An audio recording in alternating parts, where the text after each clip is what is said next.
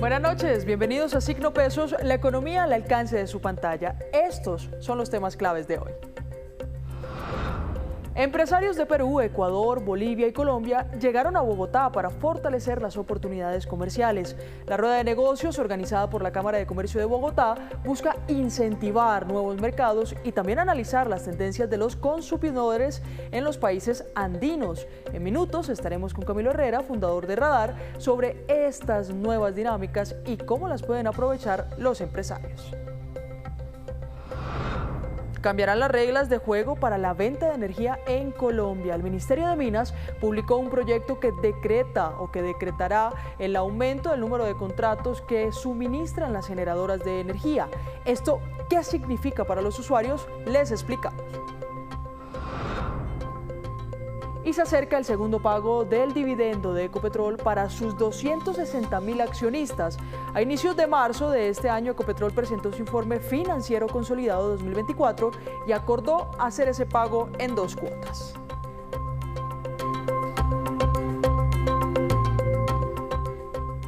Comenzamos esta misión de Signo Pesos hablando de la cumbre de la región andina, donde empresarios se reúnen en Bogotá específicamente para impulsar la integración económica y abrir nuevos mercados. Nuestra compañera Luisa Polo habló con Camilo Herrera, fundador de Radar, quien explicó cómo se pueden aprovechar las oportunidades comerciales entre los países de la comunidad andina, así como la nueva realidad de los consumidores en el mundo.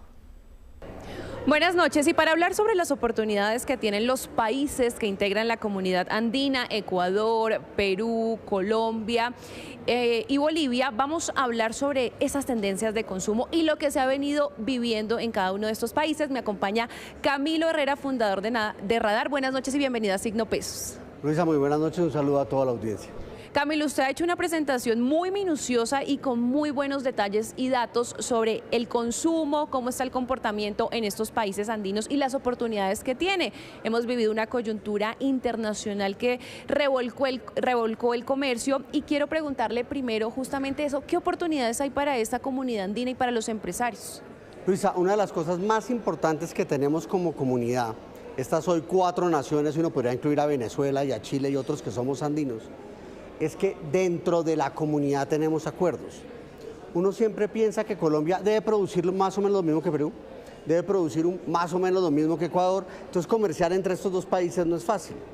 Pero cosas que se hacen en Colombia, ensambladas con cosas de Ecuador, comerciadas por Perú desde el nuevo puerto de Shanghái hacia el mundo asiático, es una cadena de valor que se construye en la región.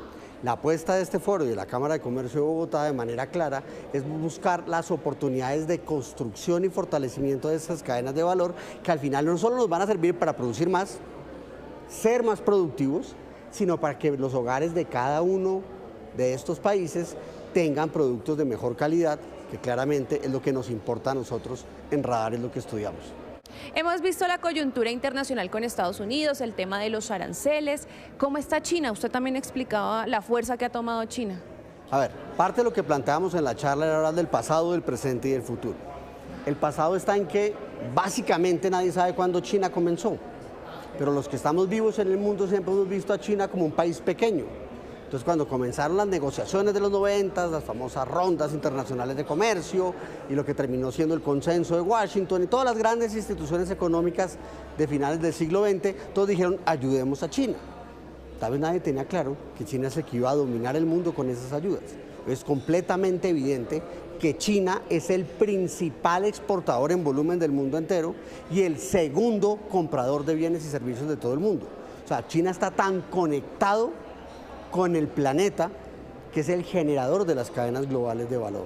Entonces, hablar con China es importante, pero este proceso hizo que otros países que eran los líderes del mercado, claramente Estados Unidos, hayan visto una menor participación de sus productos en el comercio internacional y una condición claramente desfavorable de lo que pasa. Hoy China le vende más al mundo de lo que le compra. Estados Unidos le compra más al mundo de lo que le vende. Entonces, evidentemente, era casi que inevitable que llegáramos a un ajuste de aranceles en los Estados Unidos, tal vez no en la forma en que lo está haciendo el presidente Trump en este momento, pero sí es lógico que el mundo comience a equilibrarse ante el ascenso económico y vertiginoso que tiene la economía china. Y esto es una oportunidad para América Latina. Nosotros podemos negociar directamente con China, directamente con África, directamente con Europa y también con Estados Unidos, porque al ser, llamémoslo así, un continente neutro, una región andina neutra políticamente hablando, pues no estamos metidos en ninguna guerra comercial. Simplemente vemos la guerra y podemos aprovecharla en la medida en que podamos. Hablemos de los países que tienen o están en esta comunidad andina y es hablar de cómo esos hogares colombianos también están demandando otro tipo de productos o servicios que usted explicaba ahí. ¿Cómo está es comparado cada uno de estos países en cuanto al gasto, al consumo? A ver, el gasto de un hogar es distinto al de otro hogar. El gasto en Bogotá es completamente distinto al gasto de Barranquilla. Entonces el gasto en Colombia tiene que ser distinto al de Venezuela, tiene que ser distinto al de Ecuador, tiene que ser distinto al de Perú, tiene que ser distinto al de Bolivia. ¿Por qué pasa esto? Uno, por el nivel de ingreso de cada país, tenemos diferentes capacidades de compra. Dos, la edad. Bolivia es un país con una edad promedio más bajita, Colombia es, digamos, el país más viejo o longevo en edad promedio. Tercero, las preferencias. Hay cosas que nos gustan, hay cosas que no nos gustan. Y cuarto, que no se puede desconocer el clima. Esas cuatro cosas definen las canastas de gasto. Como consume un barranquillero no es como consume un bogotano. A nivel del mar, a 2.600 metros, la estructura de gasto tiene que ser diferente. Entonces, en los últimos años, ¿qué le ha pasado a la canasta de gasto del mundo entero? Cada vez más entran más servicios al bolsillo de los hogares. O sea, la gente sigue comprando papas, sigue comprando yuca, sigue comprando ropa, eso digamos que se sigue comprando. Pero aparece el streaming de video, el streaming de audio, el celular, el internet y se van colando en la canasta, siendo cada vez más cosas. Cuando el DANE hizo la primera medición de inflación, que en realidad no la hizo el DANE, sino la Contraloría General de la República, en 1957, se contaban 98 productos. Hoy se cuentan más de 480 productos en la canasta de bienes y servicios del gasto de los hogares. Entonces, todos los años entra un producto nuevo a la canasta de gasto. Pues esas dinámicas, ¿qué nos dicen? Uno, hay oportunidades y dos, los servicios están mandando el juego. Pero tres, un tema fundamental, envejecimiento. La forma en que yo compraba a los 20 años es totalmente distinta a cuando yo compro a los 30, cuando voy a comprar a los 60. Mi canasta de gasto va a cambiar. Entonces, el entendimiento de estas dinámicas es lo que necesitan los empresarios para tomar decisiones. Esa es la oportunidad que tienen los empresarios para aprovechar y poder también abarcar ese nuevo mercado, esa nueva tendencia, esas nuevas necesidades de las personas, tanto en Colombia como en Bolivia, en Perú, que son diferentes. Y también, Camilo, aquí se habló mucho hoy durante esta jornada de cómo estos empresarios colombianos pueden venderle a empresarios de Bolivia, de Perú y aprovechar esa oportunidad.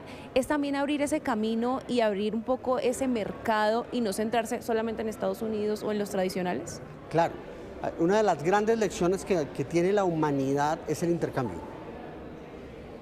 No es del todo claro cuándo comenzó el lenguaje en la humanidad, pero parece que el comercio nació antes. O sea, la capacidad que tenemos de intercambiar sabiendo que el otro tiene cosas que yo necesito y yo puedo tener cosas que el otro necesita es fundamental. Y cuando se da el intercambio, se crean productos nuevos. Y esto inclusive pasa a nivel genético. Cuando una persona pues se mezcla con otra, su descendencia es mejor. Sistemáticamente la interacción permite mejorar los productos y la calidad final del producto. Entonces, la apuesta de la Cámara de Comercio y de la Comunidad Andina de Naciones de hablar de un fortalecimiento de las cadenas globales de valor y las cadenas regionales de valor es fundamental. ¿Qué le puede dar a Colombia, a Ecuador, a Perú y a Bolivia para producir mejores productos y viceversa? Es cómo trabajamos en equipo, no para hacer lo que ya sabemos hacer, porque ya sabemos hacerlo, sino cómo juntos podemos hacer más cosas. Entonces, no es solo ir a vender a Bolivia, es cómo me alío con Bolivia para venderle cosas al mundo entero. Y sin pagar aranceles. Internamente no tenemos aranceles. ¿Y el tema del transporte también es un poco más factible? Digamos que tenemos una ventaja geográfica si estamos cerca, con todas las limitaciones geográficas que tenemos, sobre todo por la cordillera de los Andes, pero con las ventajas de, sobre todo el Océano Pacífico es el que más nos conecta a todos de alguna manera, pero aéreamente las oportunidades de integración son gigantes y ya el desarrollo inclusive y la cooperación aeronáutica entre estas naciones es muy alta. Y ya para ir cerrando esta conversación, Camilo, un dato que me pareció muy interesante y es el tema del consumo de los colombianos en temas de bebidas alcohólicas, de cigarrillos, comparado con estos otros países. Usted lo explicaba, de cada 100 pesos, ¿cuánto gastan los colombianos en estas bebidas? Eso depende del mes exacto, pero digamos que en promedio un colombiano gasta entre 4 o 3 pesos al mes en licores y cigarrillos. Licores entendidos como cerveza, vinos, whisky, lo que sea, inclusive chicha obviamente en el centro del país, y cigarrillos nos referimos tanto a cigarrillos como vapeadores. ¿Por qué esto puede ser alto en Colombia? Porque en muchas regiones en Colombia, cultural e históricamente, la única bebida potable que se podía tomar era la cerveza. A comienzos del siglo XX, dos ciudades muy importantes del país, que son Barranquilla y Tunja, tenían serios problemas de acueducto y de alcantarillado. Y se crean las dos plantas de cervezas más importantes de la historia de Colombia, que es la planta de la cervecería de Barranquilla y la cervecería de Tunja. Esas desembocan después en las grandes marcas de cervezas que hoy tenemos, permitiendo que esas comunidades tuvieran una bebida que podían tomar con menores riesgos médicos. Y son cosas que culturalmente son fundamentales, al punto que hay gente en Boyacá y en el Atlántico que consideran tomar cerveza como una necesidad y no como un gusto. Bueno, mire qué interesante esa explicación y justamente comparado con los otros países de la comunidad andina que manejan un 0,7, un 0,9. Camilo, muchísimas gracias por acompañarnos en Signo Pesos y por esta amplia explicación y panorama sobre el consumo y los hogares. Con muchísimo gusto. Gracias, Luisa. Y así hacemos una breve pausa, pero cuando regresemos, espere los detalles sobre los cambios en la venta de energía entre las empresas del sector. Ya volvemos.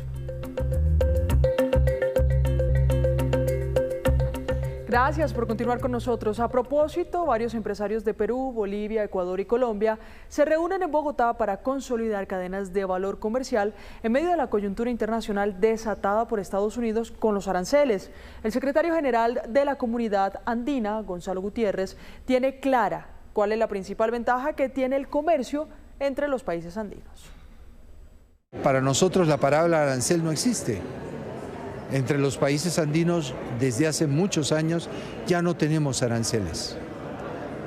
No existe, nuestros bienes circulan en un ámbito de libre comercio. Esa es la columna vertebral que nos permite lograr una gran complementación. Y por su parte, Rodrigo es empresario de Bolivia y llegó a Colombia en búsqueda de alternativas comerciales para su empresa dedicada a la prestación de servicios de salud. Y María Lucía es colombiana, llegó a la rueda de negocios organizada por la Cámara de Comercio de Bogotá para encontrar compradores. Aquí sus testimonios.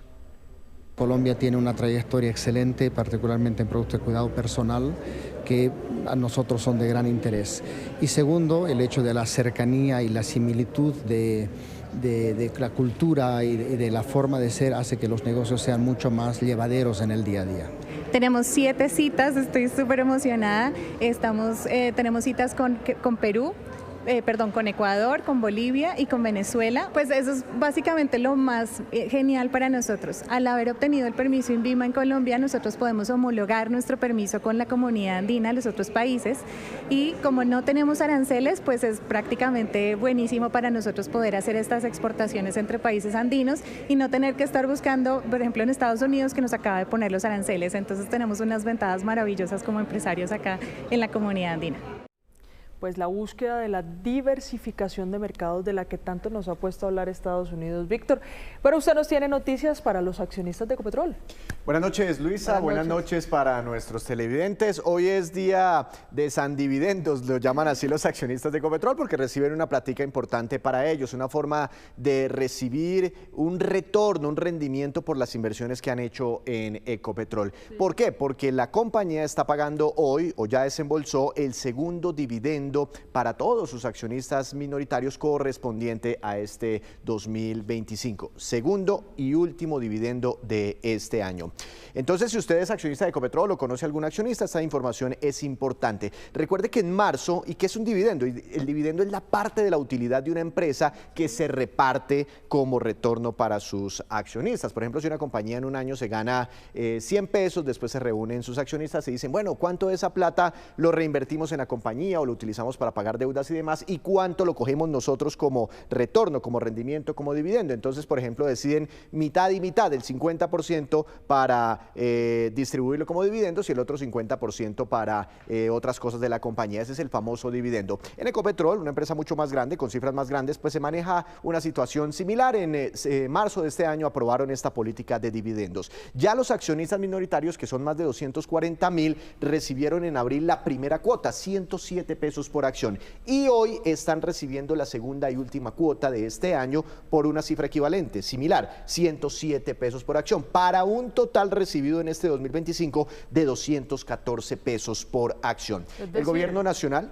En abril es un buen mes para ellos. Sí, abril, pues digamos esa fue la decisión que tomaron en la última asamblea, la de marzo. A veces tienen una distribución diferente, a veces dicen paguemos 3 cuotas o paguemos todo el dividendo en una sola cuota, pero en este mes se concentró, en esta ocasión se concentró en 2 cuotas en el mes de abril. Y bueno, el gobierno nacional pues es el principal accionista de Ecopetrol con una participación cercana al 89%, también recibe hoy dividendos, un pago de 2,3 billones de pesos. Para el gobierno nacional hay un cronograma distinto, le queda una última cuota pendiente. Importante para los accionistas minoritarios, este año ya no vuelven a recibir dividendos, volverán a recibirlos en el 2016 con base en las ganancias que tenga la compañía durante este 2025. Pues Víctor, a revisar las cuentas. A revisar las cuentas de quienes tienen acciones, al menos minoritarias, en Ecopetrol, la compañía o la empresa más importante de nuestro país. Entonces vamos a revisar otros temas, Víctor, porque el Ministerio de Minas publicó un proyecto de decreto que busca cambiar las reglas de juego sobre la venta de energía. ¿Esto qué significa para los usuarios? Pues aquí les explicamos.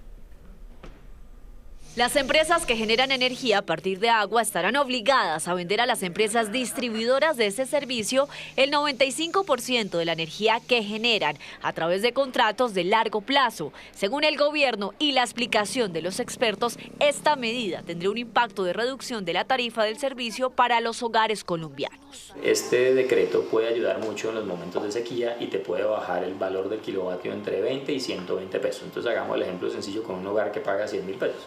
Si paga 100.000 pesos estaría disminuyéndole de 100.000, en el mejor de los casos a 88.000 o en el peor de los casos a 98.000.